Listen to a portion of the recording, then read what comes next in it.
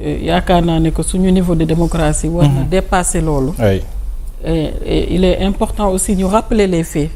parce que sénégalais yi mën nañ di gis juste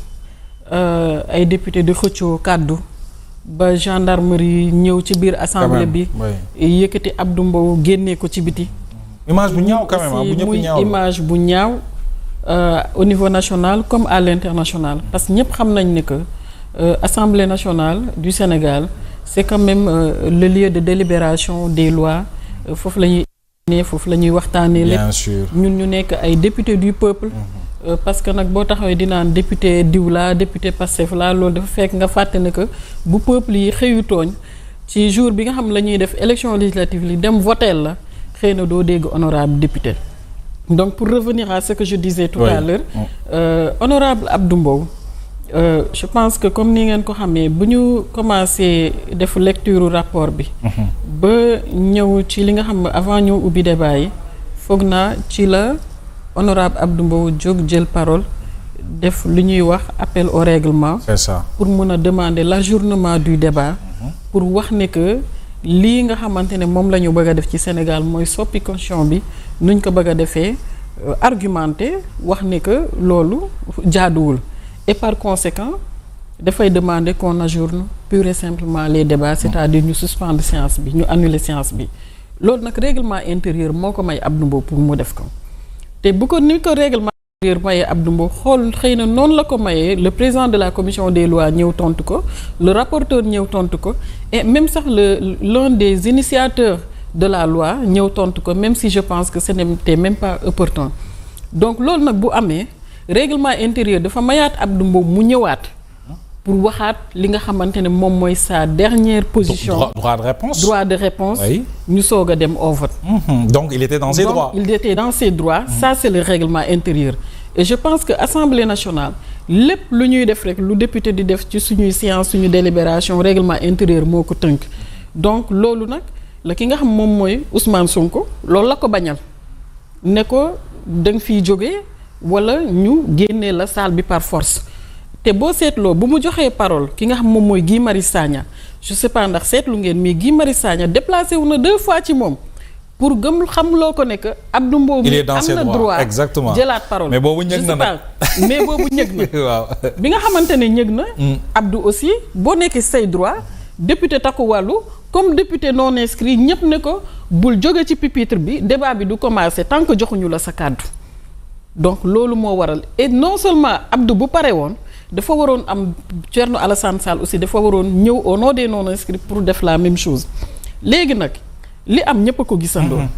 parce que je pense que député bi nga xamante ne lu mu bëgg a def règlement intérieur moo ko may le minimum pour le président de l'Assemblée nationale mooy accorder ko li nga xamante ne yoon moo ñu ci tënk moo ko may et puis Abdou wax lu muy wax ñoom ñu am seen majorité contredire que Abdou dem toogaat ci place am ñoom ñu continuer seen travaux warutoon yàq li exactement c'est tellement simple mais personne n'a compris ñu mobiliser la gendarmerie ñu dugg ci biir Assemblée nationale yëkkati Abdou pamti ko en violant le règlement intérieur et c'est par la suite que ñun ñëpp aussi député non inscrit comme député de Takku Wallu ñu dajaloo def concertation wax ne dootuñu dellu ci salle ñi jël par solidarité à Abdou Mbow ñi nga xam ne prévoir woon jël parole ak ñi nga xam prévoir ñu woon jël parole ñun ñëpp ñu ne par solidarité à Abdou Mbow ñun dootuñu dugg ci salle bi loolu nag c'est un signal fort boo nga xamante ne et li ci gën a luñ ci war a wax aussi mooy mën nañ wax ne que c'est la première séance de Ousmane Sonko en tout cas l'une des plus importantes depuis bu mu commencé ba tey mu marqué en tout cas les esprits des Sénégalais et de l'opinion nationale et internationale par ces faits-là loolu nag aux Sénégalais de juger. Mais honorable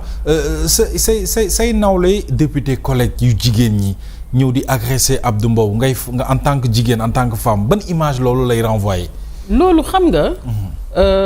ndeysaan gis nga maturité politique. dafa am lu muy jëriñ. waaye gis nga boo ko amul. di nga def loo warta def foog ne da ngay jëriñ ki nga àndal wala da ngay wutal sax lu neex ki nga àndal man dama gëm ne que député jigéen yooyu Abdou Mbow heureusement am na maturité ba nga xamante ne jéemul a xeex ak ñoom parce que bu jéemoon xeex ak ñoom wala ñu jéem a def ak ñoom leneen jurisprudence Amy Ndiaye ñi bi moom fi doon am mais heureusement Abdou a gardé le sourire vraiment le calme ñun aussi muy man muy honorable Racky Diallo on s'est déplacé. Oui. ba ci Fa Binta Ndiaye. boo seetloo parce qu'on l'a agressé quand même c'est ça ils l'ont agressé oui. boo seetloo lu tax ñoom mënuñu woon dindi Abdou ci pupitre bi. parce que boobu loxo Abdou Mbow. man maa sol lu weex li téye ko. oui. man ak Racky Diallo kii dafa téye nii kii dafa téye nii ce qui fait que ñoom li ñuy xëcc Abdou nii ñun ñoo téye Abdou. ci beneen côté bi bien sûr. donc loolu nag. c'est regrettable qu'on arrive à ça. Oui. parce que ñun jigéen ñi ñoo faral di yuuxu violence faite aux femmes waruñu promouvoir la violence mais non seulement waruñu promouvoir la violence mais en tant que entre collègues tey ce qui était plus correct yow même Sonko lu mu nekk ñoom seen président assemblée nationale nekk seen chef de parti bu Sonko nekk yoon ñoom dañoo war a dem nekkoo ci yoon même de la manière boo ko koy souffler sax mu xam ne dafa war a teggi tànkam et je pense que Guy Marius Sagna def na ko. leneen li nga xamante ne pour revenir à ces femmes là. parce que man wax naa ko fi ci benn émission moo xam ne des fois ñun da ngay jóg di wax sax balaa ngaa pare sax fi ñu toog lañ lay saaga. non dañ la moom kay. fi ñu toog lañ lay saaga. donc te ñi ciy wax xam-xam dañ leen di compter. ñi ci xam lu ñuy wax dañ leen di compter. donc tey ñun assemblée nationale dañ fa nekk parce que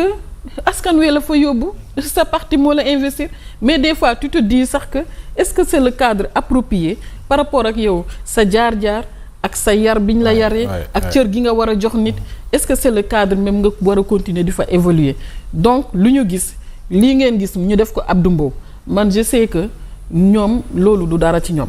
amul dara luñ ciy regretter mais nag comme ni ma ko waxee léegi rek c'est le peuple sénégalais qui va décider et puis mieux boo seetloo Abdou Mbow dem na ba war a retourner quitté na pupitre bi di dellu si ñoom ñu yuuxoo ko ci ki nga xamante ne tooñ ngeen ko mu dem bay dëpp pour jëlaat place am ñu yuuxoo ko en ce moment là déplacé wu ne présidente Aïssata waxal Abdou Mbow bu mu quitté pupitre bi na toog comme ñoom nii la ñu mel na Abdou Mbow taxaw fu mu taxaw bu ko gendarmerie di génnee ci salle bi mu génnee ko ci salle bi pour les mettre devant leurs responsabilités. Maintenant à eux d'accepter cette erreur monumentale de voir l'Assemblée dans l'Assemblée nationale toute une gendarmerie une meute de la gendarmerie ñoom ñëpp ñu taxaw di génnee député ci li nga xam moom mooy hémicycle bi donc et c'est dommage nous regrettons mais encore une fois day wone ne que rek nous on est en train de souffrir à l'Assemblée mais sunu askan jaral nañu ko population yi nga xam ñoom ñoo ñu fa yóbbu jaral nañu ko donc lii du bulet dund nañ fi 2021 2022 ba 2023 violence yi am ci réew mi ñuy lakk ay alalu jàmbur di lakk ay Auchan jàmbur donc bu ñu gisee lii Assemblée nationale nañ xam ne rek la woon daaw rek ak daaw jéeg moo fi nekk ba tey. Très bien alors bu ñëwee ci fond bi ci révision bi en tant que tel coow li bari na ci loolu interprétation yi également certains acteurs politiques wala acteurs de la société civile dañuy jàpp ne mbir yi démarche solitaire la ko Pastef def amul waxtaan amul dara même bu ñu demul référendum mënoon nañu ko ubbi ku nekk joxe ci sa xalaat puisqu'il s'agit de notre constitution alors ni ñu ko defee ñoom ban lecture nga ci am ba ni ñu ko adopté à l'Assemblée nationale. xam nga foofu démarche solitaire bi.